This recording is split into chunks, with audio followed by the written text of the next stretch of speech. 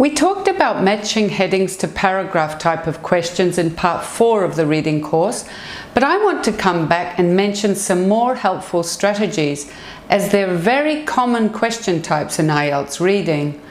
Remember, this is the type of question where you must choose a heading from a list of headings that best matches a paragraph. There are a few more things you can do to be sure you choose the correct answer, and we're going to look at them now in more detail. This is a method I like to follow for matching headings to paragraphs. Remember, the first thing we do when we look at a passage is to take 1 minute to skim it. From the heading and the first paragraph, you should be able to get an idea of what kind of passage it is. If it's chronological, it will begin with words of the past and perhaps end with words such as will, would, likely to, which refer to the future. If it's argumentative, you should be able to get an idea of what the writer supports. Is he for or against the topic he's writing about? Then look at the first paragraph. Can you find any words that are related in some way? Can you think of a few words to summarize those words or the general idea of the paragraph? Then choose a heading. But to be sure you have chosen the correct heading, make sure you can find at least 3 words in the passage which support it. Let's look at this in practice. Look at this paragraph. I highlighted these words: thousands of years, early attempts, eventually, early 1900s, then, because all of these words refer to time moving forward. So this tells me this is likely to be a chronological passage. If I was going to summarize this paragraph, I'd say something like flying through the years, men trying to fly over many years, something like that. Now we have to choose a paragraph that summarizes this. Let's look at the list of headings. Look at the headings. The first, powered flight, nothing about power.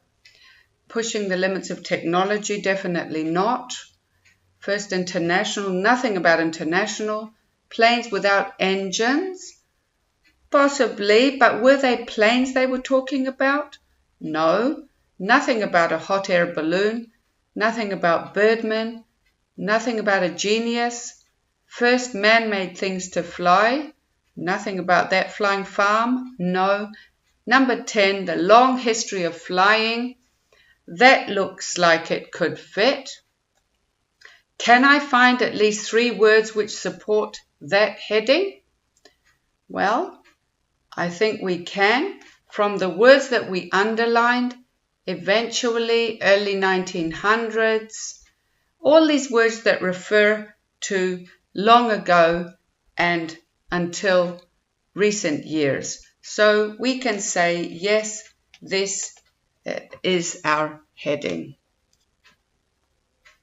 Let's look at paragraph B. Which words stand out? Well, immediately I see the word Greek mythology. I see the word legend, Icarus, flight, flew, wings, feathers. So this bird theme seems to go through the paragraph. So if I'm going to summarize this paragraph, I'd say something like birds, or something about feathers, or men trying to use wings to fly. Let's look at the options again. Let's look at the options. Number 1, first, powered flight, nothing about power. Technology, no. International flight, no. Going through, I come to number 6, birdmen. Does this sound like it could fit? Well, definitely. There are lots of words which support this heading. Remember, flight, flew, wings, feathers, and these words are throughout the whole paragraph, so I know this is the correct heading. Look at paragraph C.